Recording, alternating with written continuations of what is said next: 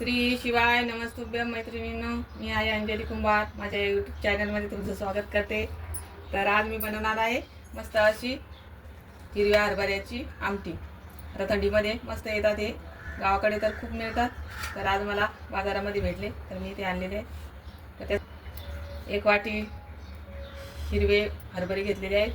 त्याच्यात चवीपुरतं मीठ, 1 वाटी शेंगदाणे, 1 चम्मचभर तीळ, जिरे, मोहरी, थोडीशी हळद आणि टेस्टनुसार हिरवी मिरची, कोथिंबीर आणि 8-9 लसणाच्या पाकळ्या. तर सर्वप्रथम आपण हरभरे छान तव्यावर भाजून घेऊ.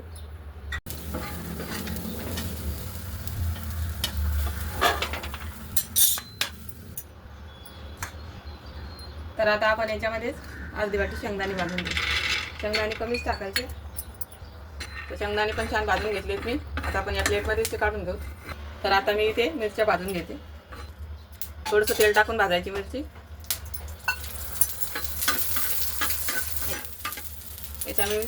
याच्यामध्ये मी लसणाच्या पाकळ्या पण भाजून घेते. तर आता इथे म्हणजे मिरच्या आणि लसूण पण छान भाजून झालेला आहे. आता मी तीळ भाजून घेते. तीळ 2 मिनिटं भाजून घेते. त्या वाटणामध्ये आता इथे काढून घेते.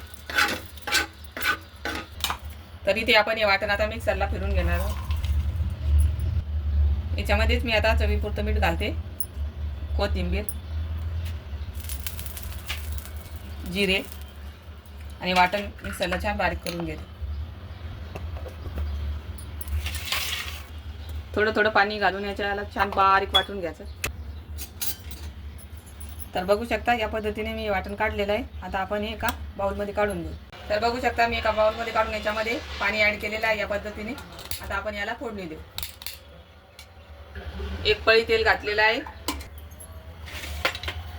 तर तेल छान गरम झालं. आता आपण यामध्ये मोहरी घालून घेऊ. छान तडतडली. आता जिरे टाकून घेऊ. थोडीशी हळद, कढीपत्ता पण टाकला मी त्याच्यामध्ये. हळद टाकून आता हे पाणी तुम्ही तुमच्या आवडीनुसार पाणी कमी जास्त करू शकता. मला थोडं घट्ट वाटते, मी अजून अर्धा ग्लास पाणी टाकते याच्यामध्ये. तर मी ते बाउल विसरून घेतलेला आहे. आता अर्धा ग्लास पाणी याच्यामध्ये घालते. या पद्धतीने ठेवलेली आहे मी. जास्त घट्ट पण नाही, जास्त पातळ नाही. आपण याला छान उकळी काढून घेऊ. तर बघू शकता आमटी छान उकळलेली आहे. आता आपण याच्यामध्ये कोथिंबीर घालू. तर बघू शकता किती छान कलर आलेला आहे, हिरवागार मस्त. तर बघू शकता किती मस्त हा हिरवा कलर आलेला आहे. छान उकळली आमटी. आता आपण सर्व करूया. तर इथे तयार आहे आपली मस्त अशी हिरव्या हरभऱ्याची आमटी आणि त्यासोबत शिळी ज्वारीची भाकरी आणि मस्त असं लिंबू पिळून छान लागते. तर तुम्ही ही आमटी पोळीसोबत खाऊ, चपातीसोबत खाऊ शकतात आणि गरम भाकरीसोबत सुद्धा खाऊ शकतात. छान लागते. तर तुम्हाला ही माझी रेसिपी कशी वाटली नक्की कमेंट करून सांगा.